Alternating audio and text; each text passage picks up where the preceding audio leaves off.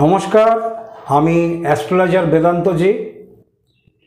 আজ প্রায় 11 মাস পূর্ণ হলো শেখ হাসিনা বাংলাদেশের বাইরে অবস্থান করছেন এবং বাংলাদেশের বাইরে থেকে আজকে এই 11 মাসের মধ্যে উনি বেশ কয়েকটা অডিও এবং ভিডিও বার্তা দিয়ে বাংলাদেশের আওয়ামী লীগের সাধারণ নেতাকর্মী এবং মানুষকে কিন্তু অনেকটাই সংগঠিত করেছেন।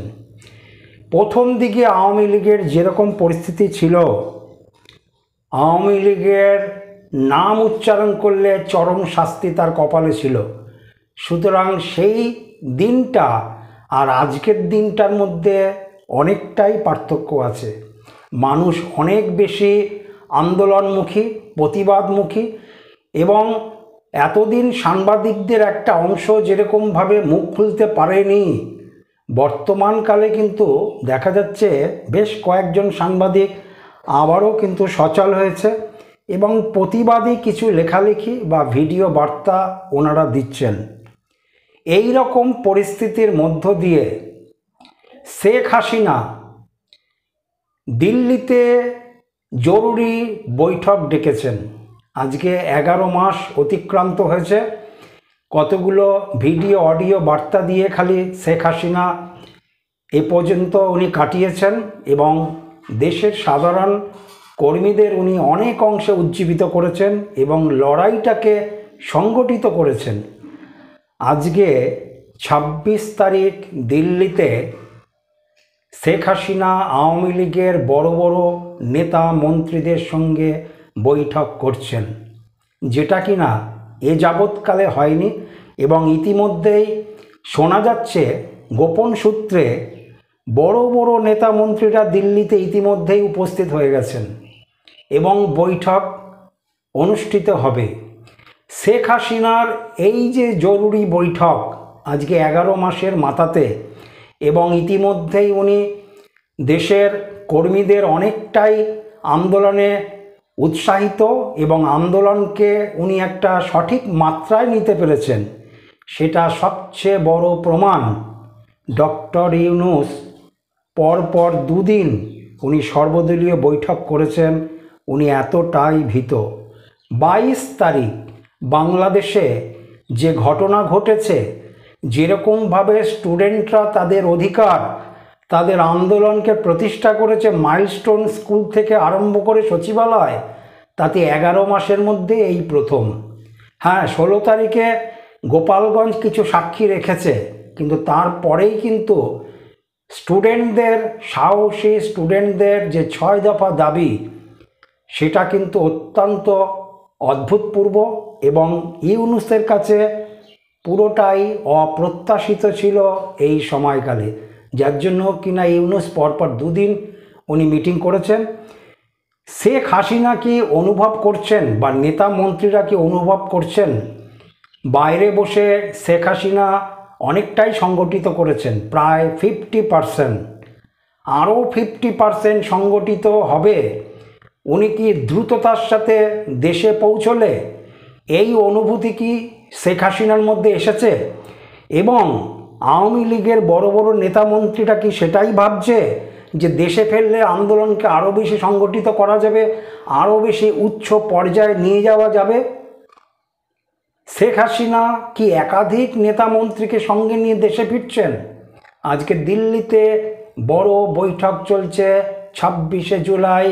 এ যাবৎকালে যেটা হয়নি 11 মাসে, আজকে দিল্লিতে শেখ হাসিনা সামনাসামনি হচ্ছে বাংলাদেশের একাধিক নেতা মন্ত্রীদের সঙ্গে। বৈঠকে কি হতে পারে? গ্রহ নক্ষত্রের বিশ্লেষণের মধ্য দিয়ে বৈঠকে আসতে পারে সেনাপ্রধান ওয়াকারুজ্জামানের বিষয়। কেননা সেনাপ্রধান তার একটা রাস্তাকে পরিষ্কার করেছে। উনি যে বাংলাদেশের সাধারণ মানুষের জীবনের দায়িত্ব বহন উনি করছেন না, কেবলমাত্র এনসিপি নেতাদের আর ইউনূসের জীবন রক্ষার্থে উনি সেনাপ্রধান ব্যস্ত, এই জায়গাটা কিন্তু আজকে পরিষ্কার হয়ে গেছে। গোপালগঞ্জের নিশানাতে বাংলাদেশের একাধিক জায়গাতে অর্থাৎ গোপালগঞ্জ মডেল আন্দোলনের মাত্রা চূড়ান্ত জায়গাতে গিয়ে পৌঁছবে। এবং সেইখানে যদি সেনাপ্রধান যদি গোপালগঞ্জের মতো কিছু করার চেষ্টা করে, সেক্ষেত্রে দেশে এবং আন্তর্জাতিক ক্ষেত্রে সেনাপ্রধানের ওপরে কীরকমভাবে ব্যবস্থা নেওয়া যায়, অবশ্যই এই বিষয়টা আসবে। কেননা মঙ্গল তো এখন কেতুযুক্ত, রাহুযুক্ত, মঙ্গল তো সেনাপ্রধানের সবচেয়ে বড় বিষয়টাকে ওঠায়।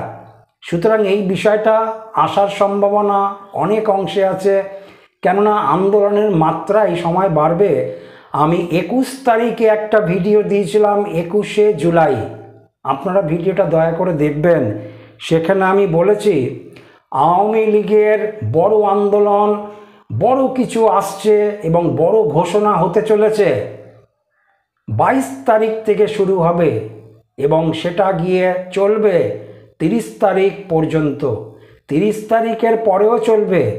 কেন 31 তারিখটাও কিন্তু অত্যন্ত স্পর্শকাতর গ্রহ নক্ষত্রের দিক থেকে। আবারও বলি, 31 তারিখটাও কিন্তু অর্থাৎ 31শে জুলাই 2025 গ্রহ নক্ষত্রের দিক বিচার করলে এটাও, এই ডেটটাও কিন্তু অত্যন্ত স্পষ্টকাতর দিন।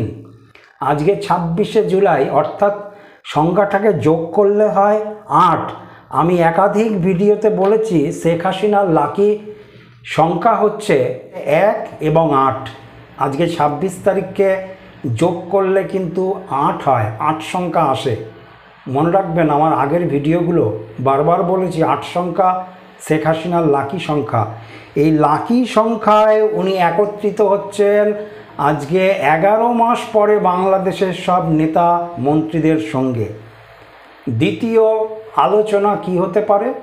দ্বিতীয় আলোচনা হতে পারে ইতিমধ্যেই বাংলাদেশের জেলে আওয়ামী লীগের প্রচুর নেতা মন্ত্রীরা অ্যারেস্ট হয়ে আছেন এবং জেলবন্দি আছেন, জেল দশা কাটাচ্ছেন। বাংলাদেশের জেলের ক্যাপাসিটি কত? ইতিমধ্যেই বাংলাদেশের জেল পরিপূর্ণ। সুতরাং এই রকম একটা পরিস্থিতির মধ্য দিয়ে হাসিনা কি ঘোষণা করতে চলেছেন জেল ভরো আন্দোলন? এমনিতেই ভরে আছে, বাকি কোনো জায়গা নেই। সুতরাং জেল ভরো আন্দোলন এই সময়কালে আসতে পারে। গ্রহ নক্ষত্রের বিচারে সেই জায়গাটাতেই বলে গোপালগঞ্জ মডেল বাংলাদেশের সর্বত্রকে ছড়িয়ে দিতে লাগবে। 3 নম্বর পয়েন্ট, গোপালগঞ্জ মডেল। 16ই জুলাই গোপালগঞ্জে যে ঘটনা ঘটেছে এবং বীরত্বের সাথে গোপালগঞ্জ যেরকমভাবে উঠে এসছে, তাতে ডক্টর ইউনূস এবং এনসিপিকে যথেষ্টই চিন্তায় ফেলেছে। এবং সেনাপ্রধানকে সামনে রেখে যে কোনো রাজনৈতিক দল চলে না কোনো দেশে। কোনো দেশের রাজনৈতিক দল পুলিশ এবং সেনাদের সামনে রেখে বেশি দিন চলতে পারে না, এটা পৃথিবীর ইতিহাসে আছে। সুতরাং সেনাপ্রধান যে কতদিন তাদের ট্যাঙ্কার এবং বন্দুকের নলের সামনে বাংলাদেশের মানুষকে দূরে রাখবেন তাদের অভাব অভিযোগের কাছ থেকে, সেই সময়ও কিন্তু এসেছে। সুতরাং এই সময় আসতে পারে, মানে সম্ভাবনা আছে সশস্ত্র আন্দোলনের 1971-এর মতো আবারও ডাক আসছে এবং নতুন কোনো বাহিনী গঠন করে বাংলাদেশের আন্দোলনকে চূড়ান্ত জায়গাতে পৌঁছে দেওয়া। কতগুলি আন্দোলন তো ইতিমধ্যেই বাংলাদেশকে বড় সাক্ষী রেখেছে।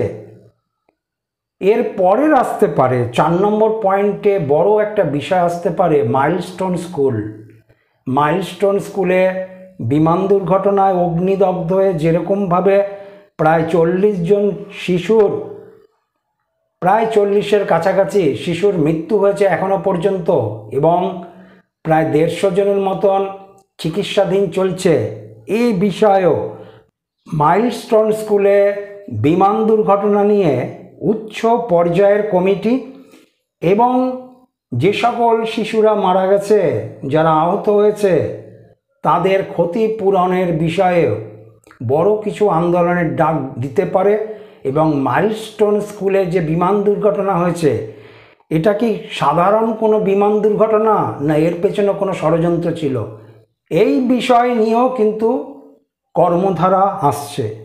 সুতরাং ভিডিওটা নিশ্চয়ই দেখবেন আপনারা। 21 তারিখ আমি ভবিষ্যৎ দিয়েছিলাম 22 তারিখ থেকে চরম কিছু আরম্ভ হবে। তা 22 তারিখে আপনারা দেখেছেন বাংলাদেশের পরিস্থিতি, এবং সময়সীমা দিয়েছে 30 তারিখ। চরম কিছু দেখতে পারবেন, ঘোষণা হবেন, অনেক কিছু এই সময়কালে দেখা যাবে। সুতরাং দিল্লির মিটিংয়ে বড় কিছু ঘোষণার মধ্য দিয়ে শেখ হাসিনা বাংলাদেশের পরিস্থিতিকে সম্পূর্ণ বিপরীত দিকে নিতে চলেছেন। যেই দিকে বাংলাদেশের পরিস্থিতি এগোচ্ছে, এটাকে কি সম্পূর্ণই পাল্টে দিতে চলেছেন? আজকের এই মিটিংয়ের মধ্যে উনি যে ঘোষণাটা করবেন, সম্ভাবনা প্রচুর। এবং অন্যান্য নেতা মন্ত্রীরাও অনুভব করছে শেখ হাসিনার দেশে ফেরা এই মুহূর্তে খুবই জরুরি। কেন, দেশে ফিরলেই আন্দোলনের মাত্রা আরও চূড়ান্ত জায়গায় পৌঁছবে। নমস্কার, সবাই ভালো থাকবেন। চ্যানেলকে শেয়ার করুন, সাবস্ক্রাইব করুন, লাইক করুন। নমস্কার।